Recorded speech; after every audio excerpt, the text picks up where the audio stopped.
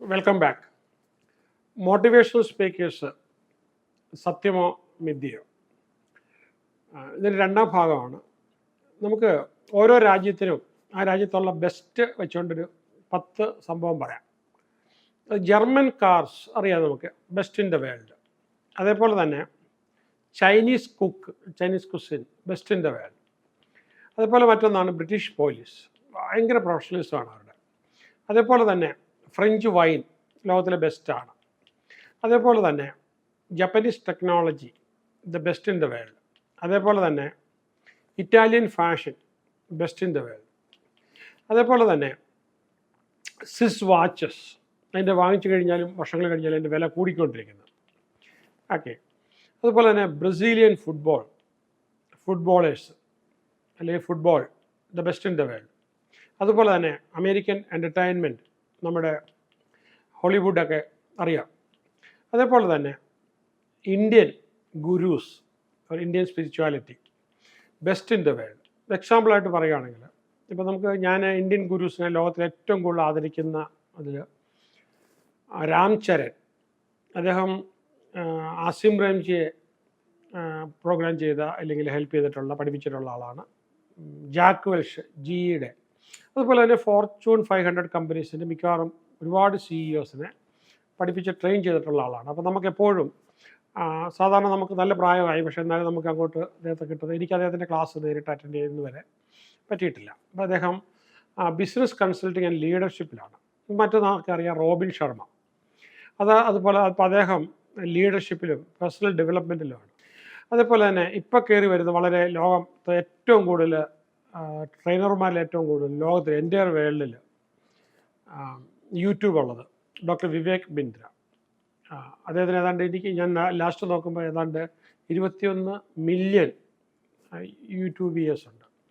അതുപോലെ തന്നെ ഇപ്പോൾ ഇത് ഞാൻ കാണുന്നത് പറയുന്നുള്ളൂ, എൻ്റെ വ്യക്തിപരമായ അഭിപ്രായമല്ല ഇവിടെ.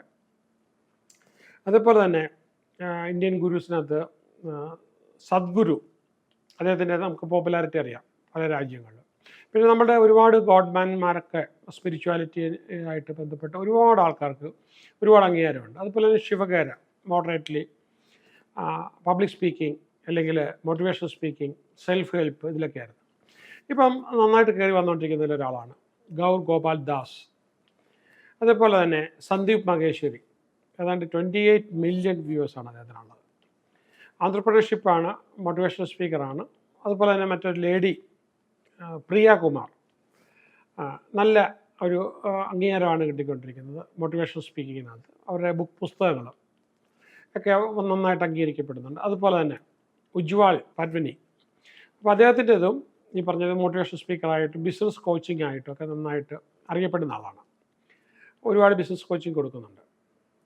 അപ്പം ഞാൻ ഒരു മോട്ടിവേഷണൽ സ്പീക്കർ അല്ലാന്ന് ഞാൻ പല പ്രാവശ്യം പറഞ്ഞിട്ടുണ്ട്. I am not a motivational speaker at all. എനിക്ക് ആ പണി അറിയത്തില്ല. ഞാൻ ചെയ്യുന്നത് ട്രാൻസ്ഫോർമേഷണൽ ട്രെയിനർ ആൻഡ് കോച്ചാണ്. അതിൽ ഏറ്റവും പ്രധാനപ്പെട്ട ഏരിയ മൈൻഡ് പവറാണ്. രണ്ടാമത്തത് നമുക്ക് പിന്നെ ബിസിനസ് ട്രെയിനിങ്ങും കോച്ചിങ്ങും ഒക്കെയാണ്. അപ്പോൾ എനിക്ക് സാധാരണ ഇതിൽ മിനിമം എടുക്കുന്നത് പോലും 2 ദിവസം ഫുള്ളാണ്. അപ്പോൾ എൻ്റെ പ്രത്യേകം രാവിലെ 9 മണി മുതൽ വൈകിട്ട് 6 മണി വരെ നോൺ സ്റ്റോപ്പായിട്ട് അവരുമായിട്ട് അങ്ങ് പോകും. അങ്ങനെ എനിക്ക് അവരുടെ മൈൻഡ് ചേഞ്ച് ചെയ്യാൻ പറ്റുള്ളൂ. ബില്യണർ മൈൻഡ് സെറ്റൊക്കെ ആണെങ്കിൽ ഏതാണ്ട് 4 ഡേയ്സ്, രാവിലെ മോർണിംഗ് 9 o'clock ടു ചിലപ്പോൾ രാത്രി 10 മണി വരെയൊക്കെ പോകും. കണ്ടിന്യൂസ് ആയിട്ട് എടുക്കുന്നതാണ്. അപ്പോൾ അതിൽ നിന്നൊക്കെ പഠിച്ചിറങ്ങിയിട്ട് പിന്നെ ഒരു ട്രെയിനർ ആകണമെന്ന് പറഞ്ഞ് ഭയങ്കര ആഗ്രഹം പറഞ്ഞിട്ട് ട്രെയിനറാകാനായിട്ട് 12 ദിവസം നീണ്ടു നിൽക്കുന്നു. അപ്പോൾ ട്രെയിനേഴ്സിൻ്റെ എല്ലാ എറ്റിക്കേറ്റ്സും മര്യാദകളും, ഒരു ട്രാൻസ്ഫോർമേഷണൽ ട്രെയിനർ എങ്ങനെ ആയിരിക്കണം, അതെല്ലാം പഠിച്ച് അവരെ കൊണ്ട് ടെസ്റ്റൊക്കെ നടത്തിച്ചതിന് ശേഷമാണ്. അപ്പോൾ അവരുടെ വായിൽ നിന്ന് മിസ്റ്റേക്ക് വരാനുള്ള ചാൻസ് വളരെ കുറവാണ്. അറിയത്തില്ലാത്ത കാര്യം അറിയത്തില്ല എന്ന് തന്നെ തുറന്ന് പറയും. നമ്മുടെ ഓഡിയൻസിനെ ഒരിക്കലും പ്രൊവോക്ക് ചെയ്യാനായിട്ടോ ഇൻസൾട്ട് ചെയ്യാനായിട്ടോ ഹ്യൂമിലിയേറ്റ് ചെയ്യാനുള്ള വാക്കുകളൊന്നും അവരുടെ വായിൽ നിന്ന് വരത്തില്ല. പക്ഷേ ചില ട്രെയിനിങ് എൻ്റെ ഇപ്പോൾ ഒരു ക്ലാസ് അറ്റൻഡ് ചെയ്തു, വേറെ ക്ലാസ് അറ്റൻഡ് ചെയ്തു, ട്രെയിനേഴ്സ് ട്രെയിനിങ് ഒന്നും അറ്റൻഡ് ചെയ്തിട്ടില്ല. അവർ സ്വയം പ്രഖ്യാപിതമായിട്ടുള്ള ട്രെയിനർ ആരാണ്, നിങ്ങൾക്ക് ട്രെയിനർ എന്ന് പറഞ്ഞ് സർട്ടിഫൈ ചെയ്ത് കഴിഞ്ഞാൽ അങ്ങനെ ചോദിക്കാനായിട്ടോ പറയാനായിട്ടോ ആളില്ലാത്ത ആൾക്കാരുണ്ട്. പക്ഷെ അവർ വേറെ പലതും പഠിച്ചിട്ടായിരിക്കും എൻ്റെ അടുത്ത് വന്നിട്ടുള്ളത്. എൻ്റെ അടുത്ത് വന്നിട്ട് എൻ്റെ ജനറൽ ക്ലാസ്സുകൾ അറ്റൻഡ് ചെയ്തിട്ട് സ്വയം പ്രഖ്യാപിത ട്രെയിനേഴ്സ് ആയിട്ട് തീർന്നിട്ടുള്ളവരുണ്ട്. അപ്പോൾ അതിനെ സംബന്ധിച്ചിടത്തോളം ഒരു ട്രെയിനർ ചെയ്യേണ്ട ധർമ്മം എന്താണ്, ഡ്യൂട്ടി എന്താണ്, മെത്തേഡ് എന്താണ്, സിസ്റ്റം എന്താണ്, how we can transmit the wisdom അത് അപ്രോപ്രിയേറ്റ് ആയിട്ട് ചെയ്യാനുള്ള കാര്യങ്ങളൊന്നും അവർ പഠിച്ചു കാണത്തില്ല. അതേപോലെ തന്നെ നമ്മൾ ക്ലെയിം ചെയ്യുമ്പോൾ എപ്പോഴും നമുക്കൊരു മോട്ടിവേഷണൽ സ്പീക്കേഴ്സിന് ഒരു ക്വാളിഫിക്കേഷൻ ലോകത്ത് ഒരു സ്ഥാനവും പറഞ്ഞിട്ടില്ല. അപ്പോൾ അവർക്ക് എന്ത് വേണമെങ്കിലും സംസാരിക്കാൻ, ആൾക്കാരെ ഇളക്കാനും ചിരിപ്പിക്കാനും മാറ്റം വരുത്താനും പറ്റുമെന്നുണ്ട്. എല്ലാം കൂടി ഇപ്പോൾ അരമണിക്കൂർ മുതൽ 3 മണിക്കൂർ വരെ നിൽക്കുന്ന ക്ലാസ്സുകളാണ് അവർക്ക്. അപ്പം എൻ്റെ ഗുരു ഡോക്ടർ ജിതേന്ദ്ര പറയാറുണ്ട് അവരെക്കുറിച്ച്, അവർ വയാഗ്ര ഇഫക്റ്റാണ്. അപ്പോൾ അദ്ദേഹം ഒരു മോട്ടിവേഷൻ സ്പീക്കർ അല്ല. പിന്നെ നമുക്ക് എപ്പോഴും നമ്മൾ ഈ ട്രാൻസ്ഫോർമേഷണൽ ട്രെയിനേഴ്സ് ആൻഡ് കോച്ചസിൻ്റെ അവരുടെ ക്വാളിഫിക്കേഷൻസ് ഒക്കെ എല്ലാം വരുന്നവർ നോക്കും. അതുകൊണ്ട് നമ്മൾ ജെന്യൂൻ ആയിട്ടുള്ള ക്വാളിഫിക്കേഷൻസ് ഒക്കെ വെബ്സൈറ്റിലും മറ്റും കൊടുക്കാനായിട്ട് ബാധ്യസ്ഥരാണ്. പ്രൊഫൈൽ കൊടുക്കണം. അപ്പോൾ അതിനകത്ത് നമ്മൾ കൊടുക്കുമ്പോഴത്തേക്കും ഞാൻ അറിവിന് വേണ്ടിയിട്ട് പറയുകയാണ്, നമ്മൾ PhD ഉണ്ടെങ്കിൽ നമ്മൾ PhD എന്ന് വെക്കാൻ പറ്റുള്ളൂ. നമുക്ക് ആരെങ്കിലും വഴിയെ പോയപ്പോൾ തന്നൊരു PhD എടുത്തുകൊണ്ട് അവിടെ വെക്കാൻ പാടില്ല. അത് ചിലപ്പോൾ നാളെ നമുക്ക് വലിയ ആപത്താകും. അപ്പോൾ അത് പറയാമെന്ന് പറഞ്ഞു കഴിഞ്ഞാൽ, നമ്മുടെ ക്ലാസ് അറ്റൻഡ് ചെയ്യാനായിട്ട് വന്നത് ഞാൻ PhD കണ്ടുകൊണ്ടാണ്. നിങ്ങൾ ഒരുപാട് കാര്യം റിസർച്ച് ചെയ്ത് ലേറ്റസ്റ്റ് റിസർച്ചസാണ് നമ്മളെ പഠിപ്പിക്കുന്നതെന്ന് ബോധ്യപ്പെട്ടാണ് ഞാൻ വന്നത്. പക്ഷേ വന്നപ്പോൾ അങ്ങനെ അല്ല, അതുകൊണ്ട് എനിക്ക് ഒരുപാട് ഇഞ്ചുറി ഉണ്ടായി എന്നും പറഞ്ഞ് ഒരാൾ പോലീസിൽ കംപ്ലയിൻറ്റ് കൊടുക്കുകയാണെങ്കിൽ IPC സെക്ഷൻ 420-ലും 471-ലും ക്ലയൻറ്റിനെ സെക്യൂർ ചെയ്യാനായിട്ട് ഡിഗ്രി ഇത് ഉപയോഗിച്ചു, ഇല്ലാത്തൊരു ഡിഗ്രി ആരെങ്കിലും തന്ന. സാധാരണ ഇതിലൊരു PhD തരുമ്പോൾ നമ്മളൊരു യൂണിവേഴ്സിറ്റി എൻട്രൻസ് ടെസ്റ്റ് നടത്തും, അത് പാസ്സാകണം. അത് കഴിഞ്ഞ് നമ്മൾ സിനോപ്സിസ് കൊടുത്ത് ഹൈപ്പോത്തസിസും എല്ലാം കൊടുത്ത് അവർ അപ്രൂവ് ചെയ്ത് ഡോക്ടർ കമ്മിറ്റി പോയി അപ്രൂവ് ചെയ്ത് നമ്മൾ 3 വർഷം മുതൽ 5 വർഷത്തേക്ക് നമ്മൾ നടത്തി, ഒരു ഗൈഡിൻ്റെ കീഴിൽ നടത്തി, അവസാനം ഒരു പണ്ഡിത സദസ്സിൽ നമ്മുടെ ഡിഗ്രി മൊത്തമേ നോക്കി അതിൻ്റെ മുന്നേ നമ്മൾ എങ്ങനെയൊക്കെയാണെന്നുള്ളത് നമ്മൾ പ്രസൻറ്റ് ചെയ്തു. അപ്പോൾ ഓഡിയൻസിൽ ഏത് പണ്ഡിതന് വേണമെങ്കിലും ചോദ്യങ്ങൾ ചോദിക്കാം, അങ്ങനെ നമ്മുടെ ഡിഗ്രി വേണേൽ ക്യാൻസൽ ചെയ്യാം. അവിടെ പാസ്സാക്കിയതിന് ശേഷം മാത്രമേ ഒരു യൂണിവേഴ്സിറ്റിക്ക് കൊടുക്കാൻ പറ്റുള്ളൂ. 2004 എൻ്റെ ഡോക്ടറൽ തീസിസ് പ്രസൻറ്റേഷൻ കേരള യൂണിവേഴ്സിറ്റിയിൽ. അപ്പോൾ കേരള യൂണിവേഴ്സിറ്റി കാര്യവട്ടത്ത് പണ്ഡിത സദസ്സ് വന്നിരുന്ന്, അപ്പോൾ അവരെല്ലാം ഒരുപാട് ചോദ്യങ്ങളെല്ലാം ചോദിച്ച് പുറത്തുനിന്നുള്ള എക്സ്റ്റേണൽ വാല്യുവേഷനൊക്കെ വന്ന് എനിക്ക് മദ്രാസ് യൂണിവേഴ്സിറ്റിയിൽ നിന്നായിരുന്നു എക്സാമിന് വന്നത്. അതിന് ശേഷം തന്നെയാണ്, അപ്പം എന്നിട്ട് എൻ്റെ PhDക്ക് ശേഷം അതിൻ്റെ തീസിസ് ബുക്ക് രൂപത്തിൽ പബ്ലിഷ് ചെയ്ത് ഡൽഹിയിൽ നിന്ന് 2005-ലാണ് പബ്ലിഷ് ചെയ്തത്. അത് ചീഫ് ജസ്റ്റിസ് ഓഫ് ഇന്ത്യ ഫോർവേഡൊക്കെ എഴുതിയാണ് അത് പബ്ലിഷ് ചെയ്തത്. അത് ലോകത്തെ പ്രധാനപ്പെട്ട ഇപ്പം ഹവാർഡ് ഉൾപ്പെടെയുള്ള പിന്നെ സ്റ്റാൻഫോർഡ് ഉൾപ്പെടെയുള്ള പല യൂണിവേഴ്സിറ്റീസിൻ്റെയും റെഫറൻസിൽ ആ ബുക്കുണ്ട്. അപ്പോൾ നമ്മൾ നോക്കിക്കഴിഞ്ഞാൽ അറിയാം, reservation policy and judicial activism അതായിരുന്നു ആ ബുക്ക്. അപ്പോൾ ആ ബുക്ക് നമുക്ക് കാണാനായിട്ട് പറ്റും. അത് എവിഡൻസ് ആണ്, സർട്ടിഫിക്കറ്റ് കൂടാതെ. അപ്പം അവിടെ ഒരാൾ പോയി പരാതിപ്പെട്ട് കഴിഞ്ഞാൽ യൂണിവേഴ്സിറ്റി തന്നിട്ടുള്ളൂ. അതിനുശേഷം ഞാൻ 5 years national law school of India university Bangalore 5 വർഷത്തേക്ക് ഞാൻ LLDക്ക് വേണ്ടി പഠിച്ചു. LLBക്ക് വേണ്ടി ഞാൻ കൂടെ പോകും, അവിടെ ക്ലാസ് എടുക്കും, ഞാൻ തീസിസ് എഴുതിക്കൊണ്ടിരുന്നു. 5 ഇയേഴ്സ് ഞാൻ പോസ്റ്റ് ഡോക്ടർ ചെയ്തതിന് ശേഷം ലാസ്റ്റ് എൻ്റെ എനിക്ക് LLD അവാർഡ് ചെയ്യുന്ന ആ സമയം വന്നപ്പോഴാണ് അവിടുത്തെ ഈ LLD ഉള്ള പ്രൊഫസേഴ്സ് ആ യൂണിവേഴ്സിറ്റിയിൽ ഇല്ലാതായി. അപ്പം ഞാൻ ആ ഡിഗ്രി പിന്നെ അവിടെ കൊടുത്തില്ല, അല്ലാതെ ഞാൻ പുറമേ കൊടുത്തു. അതിനെ എനിക്കെന്താണ് ഇവാലുവേഷന് പകരം അത് കണ്ടിട്ട് എനിക്ക് ഓണറായിട്ട് തന്നിട്ടുള്ള ഈ പറഞ്ഞ D.Litt, അതുപോലെ മറ്റൊരു യൂണിവേഴ്സിറ്റി എനിക്ക് LLDയും.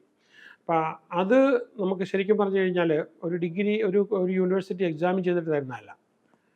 അതെന്താണെന്ന് വെച്ച് കഴിഞ്ഞാൽ ഒരു ഓണററി ഡിഗ്രിയാണ്. അപ്പം ഞാനത് ഇതിൽ പറയുമ്പോൾ ഓണററി ഡിഗ്രി, ഞാൻ അതിനെക്കുറിച്ച് 5 വർഷം തീസിസ് എഴുതി, അത് വേറെ കാര്യം. പക്ഷേ ആ കർശനമായ ഇതിൽ കൂടെ പോകാൻ പറ്റിയിട്ടില്ല. പക്ഷേ എൻ്റെ PhD പോസ്റ്റ് ഡോക്ടറൽ പഠനം അല്ലെങ്കിൽ ഞാൻ ചെയ്തിട്ടുള്ള MA ഞാൻ കേരള യൂണിവേഴ്സിറ്റിയിലാണ് ചെയ്തത്. അതുപോലെ തന്നെ LLM ഞാൻ ഗാന്ധി യൂണിവേഴ്സിറ്റിയിലാണ് LLM ചെയ്തിരുന്നത്. അപ്പോൾ ഇങ്ങനെയുള്ള കാര്യങ്ങൾ, അതുപോലെ ഞാൻ പിന്നെ MSc സൈക്കോളജി ചെയ്തിരുന്നത്. അപ്പോൾ ഇങ്ങനെ നമ്മൾ MBA ഞാൻ 96-ൽ ചെയ്ത് തുടങ്ങിയതാണ്. കുറച്ച് ലാഗ് ചെയ്തിട്ടാണ് ഞാൻ പതിയാണ് പിന്നീട് ഇഗ്നോയിൽ അത് ഭയങ്കര one of the toughest MBA ആയിരുന്നു, അന്ന് എൻട്രൻസൊക്കെ ആയിരുന്നു. അപ്പോൾ അത് ക്വാളിഫൈ ചെയ്തു, സർട്ടിഫിക്കറ്റ്സ് കിട്ടി. ഇതെല്ലാം നമ്മുടെ ക്വാളിഫിക്കേഷൻസിന് എവിഡൻസസ് ആണ്. അപ്പോൾ എൻ്റെ ഈ 132 മൈൻഡ് ട്രെയിനേഴ്സ്, അതായത് ട്രാൻസ്ഫോർമേഷണൽ ട്രെയിനേഴ്സാണുള്ളത്. അവർ ഇതിലിപ്പോൾ മിക്കവാറും പേരെല്ലാം പല യൂണിവേഴ്സിറ്റിയിൽ നിന്നായിട്ട് പോസ്റ്റ് ഗ്രാജുവേഷൻ ഇൻ സൈക്കോളജി എടുത്തിട്ടുള്ളൂ. കാരണം ഞാൻ പറഞ്ഞത് ആവശ്യമാണ്. അപ്പോൾ അങ്ങനെ എടുത്തിട്ടുണ്ട്. അവർ കണ്ടിന്യൂയിങ് സ്റ്റഡീസ് ചെയ്യുന്നുണ്ട്. അപ്പോൾ അതുകൊണ്ട് അതിനകത്തൊരു ജെന്യുവിനെസ് ഉണ്ട് നമ്മൾ കാണിക്കുമ്പോഴത്തേക്കും. ഓക്കെ. ഇങ്ങനെ നമുക്ക് എക്സ്പ്ലെയിൻ ചെയ്യാനായിട്ട് പറ്റണം ഒരു ഇത് വന്നു കഴിഞ്ഞാൽ. ഇല്ലെങ്കിൽ ഞാൻ പറഞ്ഞു ഇപ്പോഴത്തെ ഈ IPCയുടെ സെക്ഷൻ മാത്രമല്ല, ഇപ്പോൾ ഈ പുതിയ ഇന്ത്യയുടെ പീനൽ കോഡ് മാറുകയാണ്. ഭാരതീയ ന്യായ സംഹിത BNS എന്ന് പറയും. എൻ്റെ സെക്ഷൻ 335 വെച്ചിട്ട് നമുക്ക് പ്രോപ്പറായിട്ട് ഈ ഒരു ഇതിൽ കൂടി പോയിട്ടുള്ള യൂണിവേഴ്സിറ്റിയുടെ ഡിഗ്രി അല്ല നമ്മൾ ഉപയോഗിക്കുന്നത്. ഡോക്ടർ ഉപയോഗിച്ചാൽ അത് നമുക്ക് വലിയ പ്രശ്നമാണത്. നമ്മളൊരു ട്രാപ്പിൽപ്പെട്ട് പോവുകയാണ്. ഓക്കെ. അതുപോലെ തന്നെ ഞാൻ ഇറക്കിയിട്ടുള്ള ഇപ്പോൾ 42 പുസ്തകങ്ങൾ ഞാൻ പബ്ലിഷ് ചെയ്തിട്ടുണ്ട്. ഈ പുസ്തകത്തിനകത്ത് വേറൊരാളിൻ്റെ പുസ്തകത്തിൽ നിന്ന് നമുക്ക് നിയമപ്രകാരം നമുക്ക് മറ്റൊരു പുസ്തകത്തിൽ നിന്ന് 600 വേർഡ് വരെ ഒരു മറ്റേ ബുക്കിൽ നിന്ന് നമുക്ക് എടുക്കാം. അതിൽ കൂടുതൽ 610 1000 ആകാൻ പാടില്ല, 600 വേർഡ് വരെ. പക്ഷേ നമ്മൾ എഴുതണം, ഇന്ന ബുക്കിൽ നിന്ന് എഴുതിക്കൊണ്ട് എൻ്റെ ബുക്കിനകത്തോ എൻ്റെ ബുക്കിൽ നിന്ന് മറ്റൊരാൾക്ക് എഴുതാം. അല്ലാതെ ഞാൻ വേറൊരാളുടെ ബുക്കിൽ നിന്ന് കോപ്പി ചെയ്ത് കഴിഞ്ഞാൽ സ്വത്തുക്കളെല്ലാം വിറ്റ് കൊടുത്താൽ പോലും നമുക്ക് അവരുടെ കോമ്പൻസേഷൻ തീരില്ല. It's highly dangerous. അപ്പോൾ നല്ലൊരു ട്രെയിനറാണ് നമ്മുടെ എവിഡൻസ് എന്താണെന്ന് ചോദിച്ചു കഴിഞ്ഞാൽ ബുക്ക് ഇറക്കിയിട്ടുണ്ടെന്നുള്ളത്. അപ്പോൾ ഞാൻ എൻ്റെ ട്രാൻസ്ഫോർമേഷണൽ ട്രെയിനേഴ്സിൻ്റെ അടുത്ത് പറയുന്നത്, ഒത്തിരി പേര് ബുക്കുണ്ട്, അപ്പോൾ നിങ്ങൾ എല്ലാവരും തന്നെ ബുക്ക് ഇറക്കണം. നിങ്ങൾ വന്നു കഴിഞ്ഞാൽ ബുക്ക് ഇറക്കുന്നതിന് ഒരുപാട് ബുക്ക് പബ്ലിഷ് ചെയ്യുന്നതിന് എഴുതുന്നതിന് ടെക്നിക്സ് ഉണ്ട്. ഞാൻ അല്ലാതെ തന്നെ ക്ലാസ്സിൽ പറഞ്ഞിട്ടുണ്ട്, അതും കൂടെ പറഞ്ഞു കൊടുക്കാം. അപ്പോൾ നമുക്ക് അങ്ങനെയുള്ള ഒരു ജെനുവിൻനെസ് വേണം നമുക്ക്. അതുകൂടാതെ നമ്മൾ ഈ ചില ഞാനിപ്പോൾ പറഞ്ഞ ഇവരെ കോച്ചിങ് എടുക്കുന്ന, എനിക്ക് ട്രെയിനിങ് എടുക്കുന്ന ആൾക്കാരെ സംബന്ധിച്ചിടത്തോളം അവരുടെ ഒരു കാര്യക്ഷമതയൊക്കെ നോക്കിയിട്ടുണ്ട്. പക്ഷെ നമുക്ക് എപ്പോഴും അല്ലാതെ ഇപ്പോൾ ഈ വന്ന് നമ്മുടെ ക്ലാസ് കേട്ടതിന് ശേഷം എന്നാൽ ഇതുപോലെ പോയി എടുത്തേക്കാം എന്ന് വിചാരിച്ച് കോച്ചിങ്ങോ ഇല്ലെങ്കിൽ നമ്മൾ ട്രാൻസ്ഫോർമേഷൻ ക്ലാസ്സിനെ കുറിച്ച് എൻ്റെ ട്രെയിനേഴ്സ് ട്രെയിനിങ് ഒന്നും എടുക്കാതെ വന്നിട്ടുള്ള ആൾക്കാർ കാണും. അതിനകത്ത് പല പേഴ്സണാലിറ്റി ഡിസോർഡേഴ്സ് കാണും. സാധാരണഗതിയിൽ ഒരു 5-6ഓളം പേഴ്സണാലിറ്റി ഡിസോർഡേഴ്സ് ഭയങ്കര പ്രശ്നമാണ് നമുക്ക്. ഒരു 9 മുതൽ 13% ആൾക്കാർക്ക് വരെ ഗ്ലോബലി നമ്മൾ എടുക്കുകയാണെങ്കിൽ ചെറിയ തോതിലോ വലിയ തോതിലുള്ള പേഴ്സണാലിറ്റി ഡിസോർഡേഴ്സ് കാണും. അതിനകത്ത് വളരെ പ്രധാനപ്പെട്ട ഒരു പേഴ്സണാലിറ്റി ഡിസോർഡറാണ് നാർസിസിസ്റ്റിക് പേഴ്സണാലിറ്റി ഡിസോർഡർ. അപ്പോൾ അവർ ട്രെയിനർ ആയിക്കഴിഞ്ഞാൽ ചിലപ്പം അവർ നമ്മുടെ ഈ ട്രെയിനിങ് അറ്റൻഡ് ചെയ്തുകൊണ്ടിരിക്കുന്ന ആൾക്കാരെ പലപ്പോഴും അവർ ഇൻസൾട്ട് ചെയ്യുകയും ഒരു മിസ്റ്റേക്ക് വരുത്തുക. ഫോൺ അറ്റൻഡ് ചെയ്യരുതെന്നുള്ളത് കർശനമാണ്. എൻ്റെ ട്രെയിനിങ്ങിനകത്ത് ഫോൺ അറ്റൻഡ് ചെയ്യാൻ പറ്റില്ല. ഫോൺ അറ്റൻഡ് ചെയ്ത് കഴിഞ്ഞാൽ അതിന് 500 രൂപ അപ്പം തന്നെ അത് വാങ്ങിച്ചിട്ട് അത് സ്ഥിരബുദ്ധി നഷ്ടപ്പെട്ട സ്ത്രീകൾക്ക് വേണ്ടിയുള്ളൊരു ചാരിറ്റി ഉണ്ട്. അവരുടെ ഭക്ഷണത്തിന് വേണ്ടി നമ്മൾ ഉപയോഗിക്കുകയും ചെയ്യുന്നു. പക്ഷേ ആൾക്കാർ അതിനകത്ത് ഒരുപാട് പണം അതിനകത്തിട്ട് നമ്മൾ എല്ലാ മാസവും അവിടെ കൊടുക്കുന്നുണ്ട്. പക്ഷേ അതിൻ്റെ പേരിൽ ആർക്കും അതിനകത്ത് പ്രശ്നമില്ല. പക്ഷേ ഈ നാർസിസ്റ്റിക് പേഴ്സണാലിറ്റി ഒരാൾ ട്രെയിനിങ് എടുക്കണം, ഒരാളുടെ ഫോൺ അടിച്ചു കഴിഞ്ഞാൽ, ഒരാൾ ലേറ്റായിട്ട് കയറി വന്നു കഴിഞ്ഞാൽ ചോദിച്ചപ്പോൾ ഒരു എന്താ ചെയ്തുകൊണ്ടിരുന്നതെന്ന് പറഞ്ഞില്ല, അയാൾ ഉറങ്ങിപ്പോയി, ചിലപ്പോൾ ചിലപ്പോൾ പൊട്ടിത്തെറിച്ചെന്ന് വരും, ഇൻസൾട്ട് ചെയ്തെന്ന് വരും. അതൊരു ഡിസോർഡറാണ്. ഏതൊരു ഹ്യൂമനും വരാവുന്ന ഒരു ഡിസോർഡറാണ്. അപ്പോൾ അയാളെ തന്നെ നമ്മളൊരു വിക്റ്റിമായിട്ട് അയാളുടെ ഒരു ഡിസോർഡർ കൊണ്ടാണെന്ന് മനസ്സിലാക്കാനായിട്ട് ശ്രമിക്കണം. എന്നും പറഞ്ഞ് നമ്മൾ ബാക്കിയുള്ള ട്രാൻസ്ഫോർമേഷണൽ ട്രെയിനേഴ്സ് എല്ലാം ഇതുപോലെ ആയിരിക്കണം, അങ്ങനെ ആയിരിക്കും എന്നിങ്ങനെ ചിന്തിക്കരുത്. അത് തെറ്റാണ്. അപ്പോൾ ഞാൻ ഈ പറഞ്ഞത് വെച്ചിട്ട് നിങ്ങൾക്ക് ഗൂഗിൾ ചെയ്ത് നോക്കുകയും ഡീപ്പ് സെർച്ചിലൊക്കെ പോയി നോക്കിക്കഴിഞ്ഞാൽ ഒരുപാട് ഒപ്പീനിയൻസ് ഇതിനെക്കുറിച്ച് ഇല്ലെങ്കിൽ ജേർണൽസിനകത്ത് എഴുതിയിട്ടുണ്ട്. ട്രെയിനേഴ്സിന് വരാവുന്ന നാർസിസിസ്റ്റിക് പേഴ്സണാലിറ്റി ഡിസോർഡർ, മെഗലോമാനിയ പോലുള്ള മാനിയക് ഇമ്പാക്റ്റൊക്കെ വരാവുന്ന, അവർ ചിലപ്പോൾ പൊട്ടിത്തെറിക്കുകയും എന്തൊക്കെ പറയുന്നത് പറയാൻ പറ്റത്തില്ല, ഫോൾസ് ലാംഗ്വേജ് ഒക്കെ ഉപയോഗിക്കും. അപ്പോൾ ഒരു കാര്യം എനിക്ക് പറയാനുള്ളത്, മണി ഈസ് നോട്ട് എവരിതിങ്. അപ്പോൾ നമ്മൾ പണം, പക്ഷേ ഞാൻ പറയുന്നുണ്ട്, നമുക്ക് ഈ അവയർനെസ് കൂട്ടാനായിട്ടും ലോകത്തിൽ നമുക്ക് നന്മ വരുത്താനായിട്ടും ടൂളാണ് മണി. എങ്ങനെ വിജയിക്കുക എന്നുള്ളതല്ല, അന്തസ്സോടു കൂടി ജീവിക്കുക എന്ന് പറയുന്നത് നമ്മുടെ ധർമ്മം ചെയ്യുക, നമ്മുടെ കടമകൾ ചെയ്യുക എന്നുള്ളതാണ്. So money is not everything.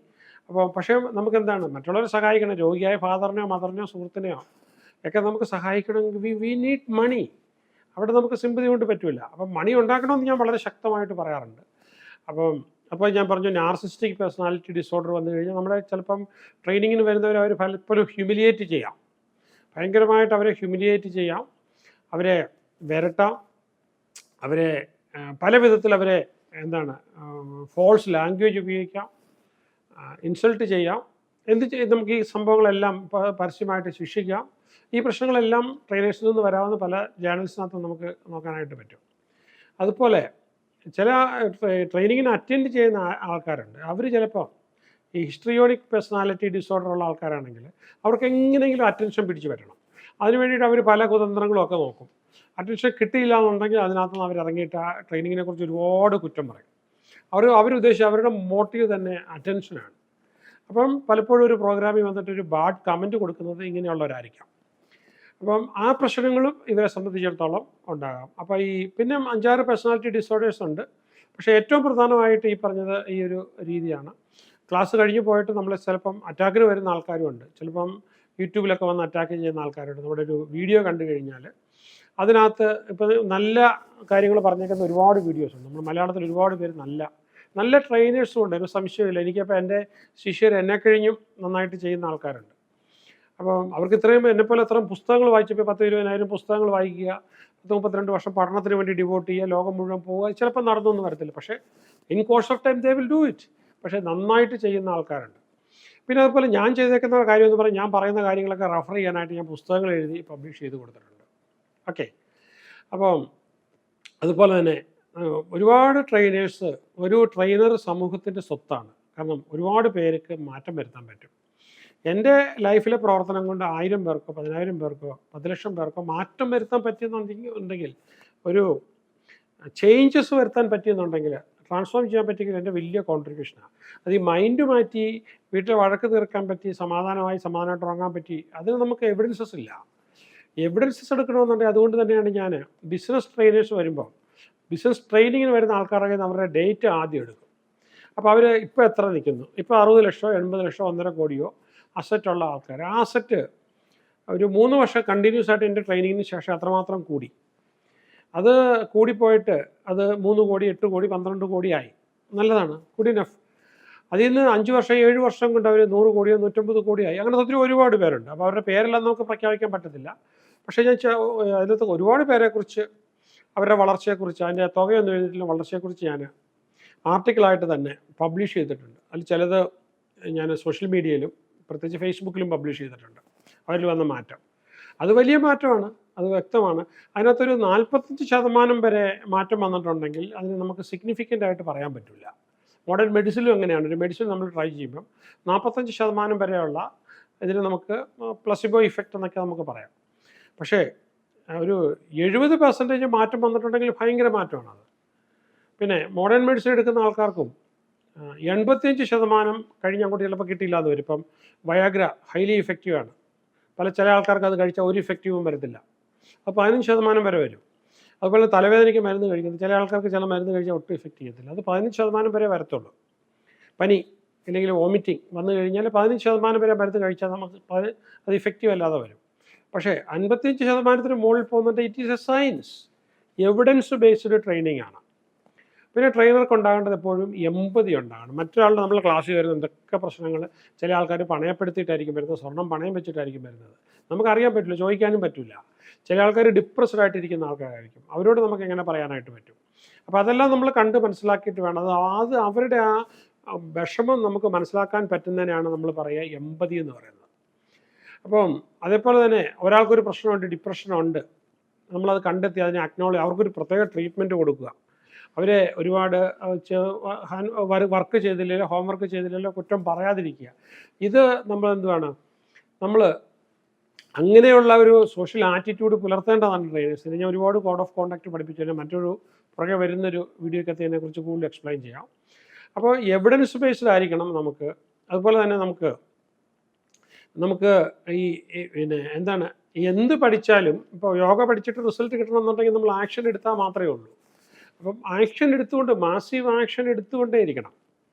അപ്പം ഞാനിപ്പോൾ ഇത് പറയുന്നത്, ഇപ്പോൾ അടുത്ത കാലത്തുണ്ടായ ചില പ്രശ്നങ്ങളൊക്കെ ഈ നമ്മുടെ ഈ ട്രാൻസ്ഫോർമേഷണൽ ട്രെയിനേഴ്സിന്, മൈൻഡ് പവർ ട്രെയിനേഴ്സിനെ ആൾക്കാർ സംശയത്തോടു കൂടി വീക്ഷിക്കുന്നുണ്ട്. ഞാൻ ആ ട്രെയിനേഴ്സിന് വേണ്ടി പറയുകയാണ്, നിങ്ങളൊട്ടും സംശയിക്കേണ്ട. നമ്മൾ നമ്മുടെ കർമ്മം ചെയ്തുകൊണ്ടിരിക്കുക, ധർമ്മം ചെയ്തുകൊണ്ടിരിക്കുക. സ്വല്പം കഴിയുമ്പോൾ ഇതെല്ലാം മാറും. നമ്മുടെ ഇതെന്താണ്, എവിഡൻസ് ബേസ്ഡ് ആയിരിക്കണം. ഓക്കെ. ഇപ്പം ഞാനിപ്പോൾ ചെയ്യുന്നൊരു കാര്യമുണ്ട്, പണ്ട് മുതൽ ചെയ്യുന്നതാണ്. ഒരു 15-18 വർഷം മുമ്പ് മുതൽ ചെയ്യും. ഒരു ക്ലാസ്സിൽ വന്നിട്ട് ആ ക്ലാസ് അയാൾക്ക് ചേർന്നതല്ല, ആ ക്ലാസ് കഴിയുമ്പോൾ അയാൾ മുടക്കിയ മുഴുവൻ ഫീസും അവിടെ നിന്ന് വാങ്ങിച്ചുകൊണ്ട് പോകാം. ഫീസ് വാങ്ങിക്കാതെ ചെയ്യാൻ പറ്റില്ല. കാരണം നമുക്ക് 10-40 എംപ്ലോയീസിനെ വെച്ചുകൊണ്ട് അവർ സ്ഥാപനം നടത്തുകൊണ്ടിരിക്കുകയും 10-15 വർഷങ്ങളായിട്ട് റിസർച്ച് ടീമൊക്കെ വർക്ക് ചെയ്തുകൊണ്ടിരിക്കും. അവർക്ക് കൃത്യമായി ഒരു പ്രൈവറ്റ് സ്കൂളിലെ പോലെയോ കോളേജിലെ പോലെയോ അവർക്ക് കൃത്യമായി മാസം ശമ്പളം കൊടുത്തുകൊണ്ടിരിക്കണം. എല്ലാവർക്കും ഇതുമായിട്ട് ബന്ധപ്പെട്ടവർക്കെല്ലാം. അപ്പോൾ നമുക്ക് മണി ഇല്ലാതെ പറ്റത്തില്ല. അപ്പോൾ അത് ഗ്ലോബലി വിലപ്പെട്ട ട്രെയിനിങ് കൊടുക്കുമ്പോഴത്തേക്കും അതിന് പറ്റിയതായിട്ടുള്ള, അതിന് നമ്മളുടെ ഒരു ലെവൽ താഴെ പോകാതിരിക്കാനുള്ള ഫീസ് തന്നെ വരും. പക്ഷേ എങ്കിൽ പോലും നമ്മൾ ഗവൺമെൻറ്റിൽ ചില ഡിപ്പാർട്ട്മെൻറ്റിന് കംപ്ലീറ്റ്, അതിലെ ഓഫീസേഴ്സിന് കംപ്ലീറ്റ് ചോദിക്കുന്നുണ്ട്. സോഷ്യൽ റെസ്പോൺസിബിലിറ്റിയുടെ ഭാഗമായിട്ട് നമ്മൾ കൊടുക്കാറുണ്ട്. അല്ലാതെ ഒരു പർട്ടിക്കുലർ എമൗണ്ട് മാത്രം പറഞ്ഞുകൊണ്ട് ഞാനൊരിക്കൽ അബുദാബി പോയി ഒരു ട്രെയിനിങ് എടുത്ത് അത് ആക്ച്വലി അതിന് ഒരുപാട് പബ്ലിസിറ്റി കൊടുത്തു. പക്ഷേ അവസാനം ആ ട്രെയിനിങ് ലോസായിരുന്നു. ആൾക്കാർ വന്നെങ്കിലും ട്രെയിനിങ്ങിന് ഒരു ലോസായിരുന്നു. ഞാൻ പറഞ്ഞു ഒന്നും തരേണ്ട കാര്യമില്ല, ഒരു പൈസ പോലും വേണ്ട, എൻ്റെ ട്രാവൽ പോലും നിങ്ങൾ തരേണ്ട, വിൽ ഗോ ബാക്ക്. ഓക്കെ, അപ്പോൾ നമുക്ക് വേണ്ടി ഒരാൾ വർക്ക് ചെയ്തൊരു റിസ്ക് വേറൊരാൾ എടുക്കാനുള്ള ഇടവരരുത്. ഇതൊക്കെ നമ്മളുടെ എന്താണ്, നമ്മുടെ ഒരു, ഞാനിതിന് കുറച്ചുകൂടി ഇതായിട്ട് പറയാം, നമുക്കൊരു സൂക്ഷ്മ അവബോധം എന്ന് പറയുന്നൊരു സംഭവമുണ്ട്. ഞാൻ എക്സ്പ്ലെയിൻ ചെയ്യാം പിന്നീട്. അപ്പോൾ നമുക്കൊരു കാര്യം എന്ന് പറഞ്ഞു കഴിഞ്ഞാൽ, നമുക്ക് ഈ ഫൗൾസ് ലാംഗ്വേജ് ഉപയോഗിക്കാൻ പാടില്ല, ആൾക്കാർ ഡിപ്രസ്ഡ് ആകുന്നത് ഉപയോഗിക്കാൻ പാടില്ല. പിന്നെ ചില ആൾക്കാർ ചോദിക്കുക എന്തുകൊണ്ടാണ് സ്യൂട്ടിൽ വരുന്നത്. ഈ ബിസിനസ്മാൻ സ്ട്രെസ്സാണ് സ്യൂട്ട്. ട്രെയിനേഴ്സിനും പൊതുവെ ഗ്ലോബലി ഉപയോഗിക്കുന്ന ഡ്രസ്സാണ്. അത് ഉപയോഗിക്കുന്നതിന് തെറ്റൊന്നുമില്ല, അതൊരു പ്രോട്ടോക്കോളായിട്ട് തന്നെയാണ്. അപ്പോൾ നമ്മൾ എപ്പോഴും നല്ലൊരു ബിസിനസ്മാൻ ഒരു ഫണ്ടിങ്ങിൻ്റെ കാര്യത്തിന് വേണ്ടിയിട്ട് ഒരു അറബിയിൽ പോയി കാണുക, you must go in suits. എൻ്റെ ഒരുപാട് പേര് ക്ലാസ് അറ്റൻഡ് ചെയ്തിട്ടുണ്ട്. അപ്പോൾ ഞാൻ മുമ്പേ പറഞ്ഞു എവിഡൻസ് ബേസ്ഡ് ആണ്. അപ്പോൾ 100 crores അച്ചീവ് ചെയ്തിട്ടുള്ളവർ എല്ലാവരെയും കൂടെ എനിക്ക് ഇതിൽ കൂടെ യൂട്യൂബിൽ കൂടെ പബ്ലിഷ് ചെയ്യാമെന്ന് പറഞ്ഞു കഴിഞ്ഞാൽ അതെൻ്റെ ബിസിനസ് അല്ല. പക്ഷേ നിങ്ങൾക്ക് നേരിട്ട് വന്ന് ഓഫീസിൽ വന്ന് റെഫറൻസ് എടുത്തു കഴിഞ്ഞാൽ അവരുടെ അഡ്വൈസ് വേണമെങ്കിൽ അവരുടെ നമ്പർ തരികയും അവർ പറയുന്നത് നിങ്ങൾക്ക് മനസ്സിലാക്കാനായിട്ട് അങ്ങനെ പല ആൾക്കാരും വില്ലിങ് ആകാറുണ്ട്. പിന്നെ എൻ്റെ ഇതിൽ വന്നിട്ടുള്ള ഇപ്പം ഫിലിം ഫീൽഡിൽ നിന്നാണ്, അല്ലെങ്കിൽ പോളിറ്റിക്സിൽ നിന്നാണ്, ഞാൻ അവരെ പ്രത്യേകമായിട്ട് കോച്ച് ചെയ്യുന്ന മെൻറ്റർ ചെയ്യുന്ന ആൾക്കാരുണ്ട്. അപ്പോൾ അവരുടെ ലിസ്റ്റ് വിളിച്ച് പറയുക, അവരുടെ ഒരു ഫീഡ്ബാക്ക് പറഞ്ഞ് അത് മുഴുവൻ എടുത്ത് ഷൂട്ട് ചെയ്തിട്ട് ഇതിലിടുക എന്ന് പറയുന്നത് അതൊരു നല്ല രീതിയല്ല. ഞാൻ അങ്ങനെ ചെയ്യാറുമില്ല. ജനറലി വരുന്ന വളരെ ലിമിറ്റഡ് ആയിട്ടുള്ള ഫീഡ്ബാക്കുകൾ മാത്രമേ നമ്മൾ ഇടാറുള്ളൂ. കൂടുതൽ എഴുതി വരുന്നതൊക്കെയാണ്, അതിൽ കൂടുതൽ ഞാൻ അവരെക്കുറിച്ചാണ് ഫീഡ്ബാക്ക് ഇടുന്നത്. അപ്പോൾ ഷൂട്ടിനകത്ത് അതിനകത്ത് നമുക്ക് കുറ്റം പറയാൻ പറ്റത്തില്ല. പിന്നെ ഈ ലോകത്തിലെ ഏറ്റവും റെസ്പെക്റ്റ് ചെയ്യപ്പെടേണ്ട ഒരു ബിസിനസ്സാണ്, അല്ലെങ്കിൽ ഒരു പ്രൊഫഷനാണ് ബിസിനസ്. കാരണം എന്താണെന്ന് വെച്ച് കഴിഞ്ഞാൽ അവർ ചെയ്തുകൊണ്ടിരിക്കുന്ന ബിസിനസ്സിൽ നിന്നും എത്ര വന്നാലും അവർ ചിലപ്പോൾ ഈ കോണിയും പാമ്പും കളി പോലെ പെട്ടെന്ന് വേണം താഴെ വരാം. ജോലിക്ക് അങ്ങനെ പ്രശ്നമില്ല. തന്നെയല്ല, ഒരു വലിയ സമൂഹത്തിലുള്ള ആൾക്കാരുടെ ഒരു വലിയ പ്രശ്നത്തിന് പരിഹാരം നമ്മൾ കൊടുത്ത് അത് വളരെ ഈസി ആയിട്ടുള്ള പരിഹാരമായിട്ട് കൊടുത്ത് ആ പരിഹാരത്തിൽ നിന്നുമാണ് പ്രോഫിറ്റ് ഉണ്ടാകുന്ന ബിസിനസ്മാൻ. അപ്പോൾ അവനൊരു യോദ്ധാവിന് തുല്യമാണ്, അവൻ ആത്മാഭിമാനമുണ്ട്. അവന് നമുക്കൊരിക്കലും നമ്മളൊരു കുറ്റം പറയാനായിട്ട് പാടില്ല. നമ്മൾ റെസ്പെക്റ്റോട് കൂടി തന്നെ, ചിലപ്പോൾ പഠിച്ചിട്ടില്ലാത്ത ആൾക്കാരായിരിക്കും, ബിസിനസ്സുകാർക്ക് വേണ്ടിയിട്ട് മാത്രം ഒരു എൻട്രൻസും ഇല്ലാതെ ഹാർവാർഡ് യൂണിവേഴ്സിറ്റിയിൽ ക്ലാസ് ഉണ്ട്, 4 ആഴ്ച നിലനിൽക്കുന്ന ക്ലാസ് ഉണ്ട്. അപ്പോൾ നല്ല ബിസിനസ്സുകാർക്കാണെങ്കിൽ അവിടെ പോവുകയും അവർ ചിലപ്പം ഭാഷ അറിയത്തില്ലാത്തവരാണെങ്കിൽ കൂടി അവർ ദ്വിഭാഷയെ വെച്ചിട്ട് അപ്പോൾ ലോക ബിസിനസ്സുകാരെ അവർ ഒന്നിപ്പിക്കുന്നുണ്ട്. ഇതൊക്കെ ഭയങ്കര ഇൻപുട്ട് നമുക്ക് എടുക്കാൻ പറ്റുന്നുണ്ട്. ഇന്ത്യയിലുള്ള എത്രയോ ബിസിനസ്സുകാരെ ഹാർവാർഡിൽ കൊണ്ട് സ്റ്റോക്കിന് വേണ്ടിയിട്ട് അവർ വിളിച്ചിട്ടുണ്ട്. അപ്പോൾ അതുകൊണ്ട് നമ്മൾ എഡ്യൂക്കേഷൻ പ്രശ്നമല്ല, മുണ്ടെടുത്തു എന്ന് പറഞ്ഞ പ്രശ്നമല്ല. പക്ഷേ ഒരു യങ് ബിസിനസ്മാനാണ് വളരാനായിട്ട് ആഗ്രഹിക്കുന്നുണ്ടെങ്കിൽ മറ്റുള്ള ഇപ്പോൾ ചൈനീസ് ബിസിനസ്മാനുമായിട്ട് പോയിരിക്കണമെന്നുണ്ടെങ്കിൽ നമ്മൾ ഈക്വലി അവരുമായിട്ട് റാപ്പോ ക്രിയേറ്റ് ചെയ്യാൻ we need to use a suit ഉപയോഗിക്കണം. അപ്പോൾ റെസ്പെക്ട് ദ ബിസിനസ്. അപ്പോൾ ഞാൻ ട്രെയിനേഴ്സിൻ്റെ അടുത്ത് പറയുന്നത്, ഇപ്പോൾ അടുത്ത കാലത്ത് ഉണ്ടായിട്ടുള്ള പ്രശ്നങ്ങളൊന്നും നമ്മളെ ബാധിക്കുന്ന പ്രശ്നങ്ങളല്ല. ഒരുപാട് ട്രെയിനേഴ്സ് വഴി പോകുമ്പോഴായിരിക്കും നമ്മളിപ്പം ഞാൻ പഠിപ്പിച്ചിട്ടുള്ള കാര്യം തന്നെ, ഞാൻ പുസ്തകത്തിൽ എഴുതിയിട്ടുള്ള കാര്യങ്ങൾ തന്നെ എൻ്റെ ഒരു ട്രെയിനർ പഠിപ്പിക്കുമ്പോൾ അയാളുടെ അനുഭവങ്ങളും സ്റ്റോറികളും രീതികളും വെച്ച് അയാൾ പറയുമ്പോഴായിരിക്കും ചിലപ്പോൾ നിങ്ങൾക്ക് കൂടുതൽ റിലേറ്റ് ചെയ്യുന്നത്. ഞാൻ തന്നെ ചിലപ്പോൾ അത് കേൾക്കുമ്പോഴായിരിക്കും ചിലപ്പോൾ ഞാൻ ആ ഒരു ആസ്പെക്റ്റ് എനിക്ക് പെട്ടെന്ന് കിട്ടുന്നത്. നമ്മളൊരു ട്രെയിനിങ് ഒരു പോയിന്റ് കിട്ടിയാൽ മതി ഇതിലെ ജീവിതം മാറാൻ. നമുക്ക് ചിലപ്പോൾ ജീവിതത്തിൽ പരാജയം വന്നുകൊണ്ടിരിക്കുന്ന 1-2 ചെറിയ തടസ്സങ്ങൾ, 100 ഗുണങ്ങളുള്ളതിൽ 1-2 തടസ്സങ്ങളായിരിക്കും നമുക്ക് ഉണ്ടായിക്കൊണ്ടിരിക്കുന്നത്. അത് മാറ്റണമെന്നുണ്ടെങ്കിൽ തീർച്ചയായിട്ടും ഇത് ചെയ്യണം. ഞാനിപ്പം എൻ്റെ ഗുരുക്കന്മാരെയൊക്കെ ആലോചിക്കുകയാണെങ്കിൽ 40 വർഷങ്ങൾക്ക് മുമ്പാണ് ഡോക്ടർ ആനന്ദ ബോസ് IAS, അദ്ദേഹം ഗാന്ധി യൂണിവേഴ്സിറ്റിയിൽ രജിസ്ട്രാർ ആയിട്ടിരിക്കുമ്പോഴാണ് കുറച്ച് ദിവസങ്ങൾ അദ്ദേഹം അന്നൊരു ഞാൻ ഉൾപ്പെടെയുള്ളൊരു ടീമിനെ ലീഡർഷിപ്പ് പഠിപ്പിച്ചിരുന്നു. അതിനുശേഷം പത്രക്കാരും കേരളത്തിൽ അന്നത്തെ പ്രമുഖരായിട്ടുള്ള ഒരുപാട് പേര്, ഒരു 5 വർഷത്തോളം, ഞാനത് വളരെ വളരെ യങ്ങാണ്.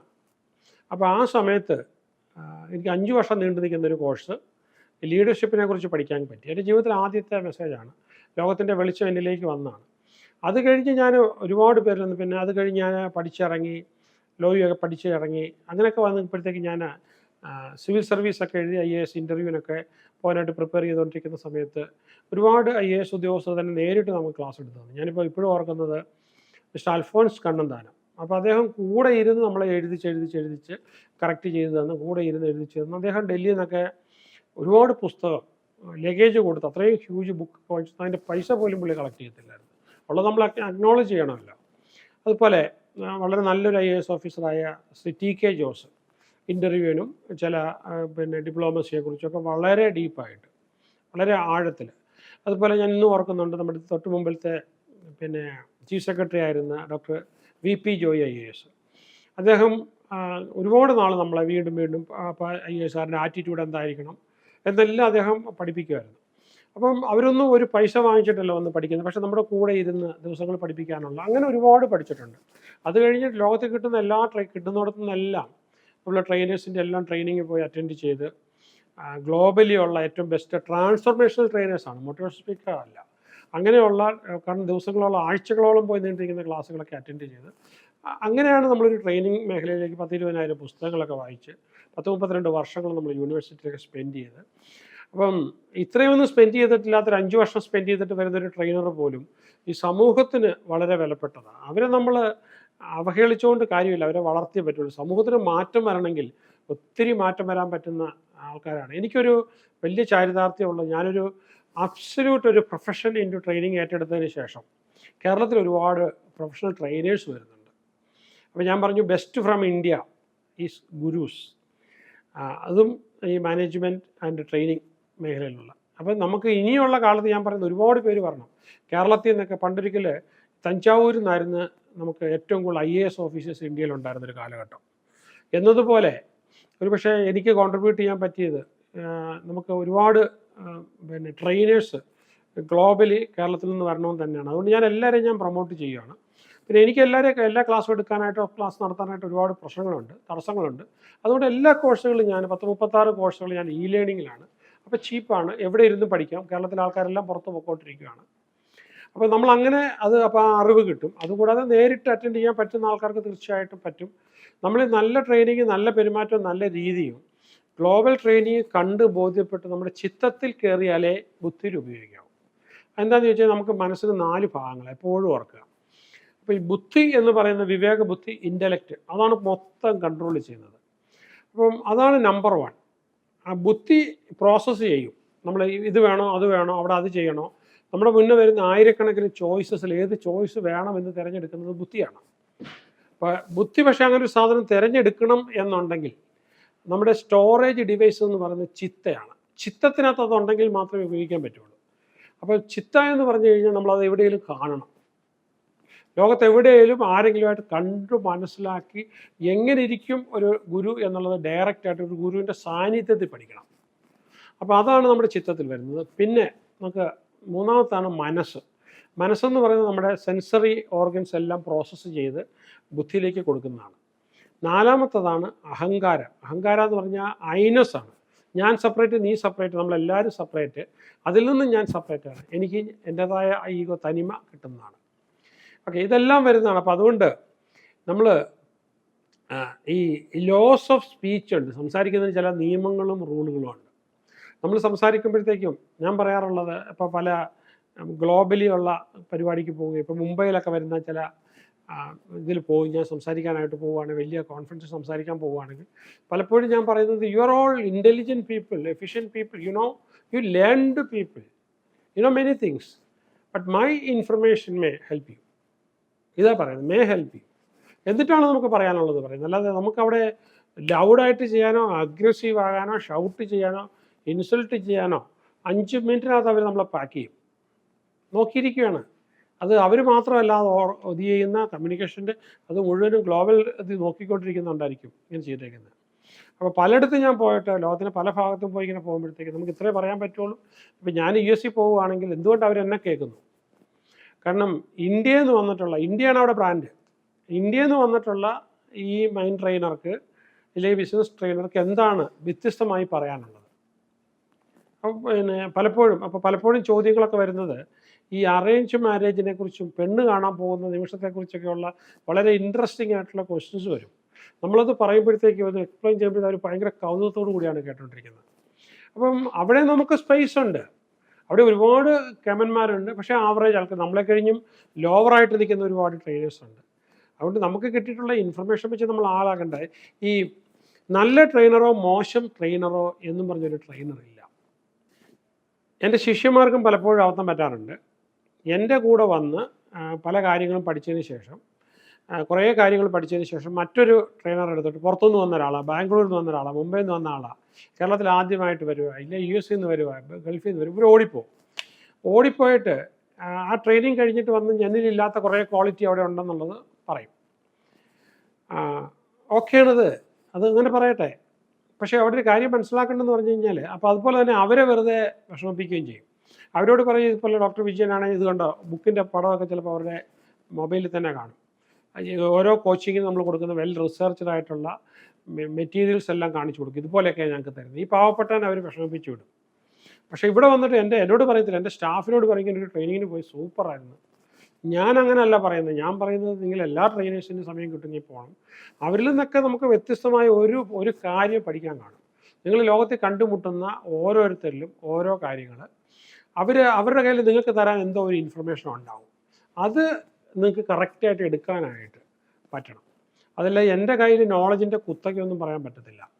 തീർച്ചയായിട്ടും അപ്പോൾ അതുകൊണ്ട് PSC എന്ന് പറയും, നമ്മൾ കമ്മ്യൂണിക്കേഷനകത്ത് എപ്പോഴും നമ്മൾ പേരൻറ്റ്, അഡൾട്ട് ആൻഡ് ചൈൽഡ്, ഈ 3 ലെവൽ TA പറയുമ്പോൾ ഈ 3 ലെവലിലാണ് നമ്മൾ കമ്മ്യൂണിക്കേറ്റ് ചെയ്തത്. പേരൻറ്റ് ലെവലിൽ ഒരിക്കലും ഞാനൊരു വലിയ സംഭവമാണ്, നിങ്ങൾ പഠിച്ചോണം, ആവശ്യമുണ്ട് പഠിക്കടേ എന്നും പറഞ്ഞ് നമ്മൾ പഠിപ്പിക്കാൻ പാടില്ല. അതുപോലെ ചൈൽഡ്, അയ്യോ എനിക്കറിയത്തില്ലേ, ഞാൻ പാവമാണ്, നിങ്ങളെന്നെ ഉപദ്രവിക്കരുത് കേട്ടോ, കുറ്റം പറയരുത് കേട്ടോ എന്നും പറഞ്ഞ് നമ്മളെ പഠിപ്പിക്കുന്ന അതും അപകടമാണ്. ആൾക്കാർ മനസ്സിലാക്കണേ, അഡൾട്ട് ടു അഡൾട്ട്. നമ്മുടെ സ്കൂൾ കുട്ടികൾ വന്നാൽ പോലും അഡൾട്ട്, അവർക്ക് ബോധവും ബുദ്ധിയുള്ള കഴിവുള്ള 2 ആൾക്കാരാണ്. അപ്പോൾ ഈക്വൽ സ്റ്റാറ്റസ് എന്തുകൊണ്ട് പഠിക്കും, ഇതാണ് ഏറ്റവും വലിയ കമ്മ്യൂണിക്കേഷൻ. അങ്ങനെ നമ്മൾ കമ്മ്യൂണിക്കേറ്റ് ചെയ്യണം. അവിടെ ഒരിക്കലും നമ്മൾ സുപ്പീരിയോറിറ്റി എടുത്ത് എന്നുകൊണ്ട് കമ്മ്യൂണിക്കേറ്റ് ചെയ്യുക. അപ്പോൾ അതിന് നമുക്ക് ഒരുപാട് പ്രശ്നങ്ങൾ വരും. പിന്നെ പാളിച്ചകളൊക്കെ വന്നിട്ടുള്ള ആൾക്കാരെന്ന് പറഞ്ഞാൽ ഉരുണ്ട് വീഴുക എന്ന് പറഞ്ഞാൽ കുഞ്ഞുങ്ങൾ ഒഴിഞ്ഞു വീഴുന്ന പോലെ തന്നെ നമ്മൾ ഒരുപാട് ഉരുണ്ട് വീണിട്ടുണ്ട്. പക്ഷേ ആ ഉരുണ്ട് വീണെടുത്തുനിന്ന് നമ്മുടെ മിസ്റ്റേക്കുകൾ മറ്റൊരാൾ പറഞ്ഞു തരുന്നതിന് പകരം സ്വയം മനസ്സിലാക്കി നമ്മളതെടുത്ത് തിരുത്തി മുന്നേറണം.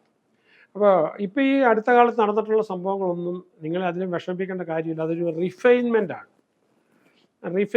അപ്പോൾ ആ റിഫൈൻമെൻറ്റിനകത്ത് നമ്മളും കൂടി റിഫൈൻഡ് ആകുക. നമുക്ക് കൊടുക്കാനുള്ള നമ്മൾ പറയുമ്പോഴത്തേക്ക് ഓതൻറ്റിക് ആയിട്ടുള്ള, അപ്പം ഈ ഗുഡ് ട്രെയിനർ ബാഡ് ട്രെയിനർ എന്ന് പറഞ്ഞ ഒരു സംഭവമേ ഇല്ല. ഞാൻ ഒരു ട്രെയിനറുടെയും മുകളിലല്ല, ഒരു ട്രെയിനറുടെയും താഴെയല്ല. ഏറ്റവും നല്ല ട്രെയിനർ അക്കോർഡിംഗ് ടു മീ, ഏറ്റവും ടോപ്പ് ഐഡിയാസ് കൊടുക്കാൻ പറ്റുന്ന ആൾക്കാരാണ് ദി ബെസ്റ്റ് ട്രെയിനേഴ്സ്. എനിക്ക് കിട്ടിയിട്ടുള്ള എൻ്റെ അനുഭവം, ഇറ്റ്സ് മൈ പേഴ്സണൽ ഒപ്പീനിയൻ, ലോകത്തിലെ ഏറ്റവും top ideas and top choices, അതിന് വേണ്ടിയിട്ടുള്ള ഐഡിയാസ് കൊടുക്കാൻ പറ്റുന്നവരാണ് to me the best trainer.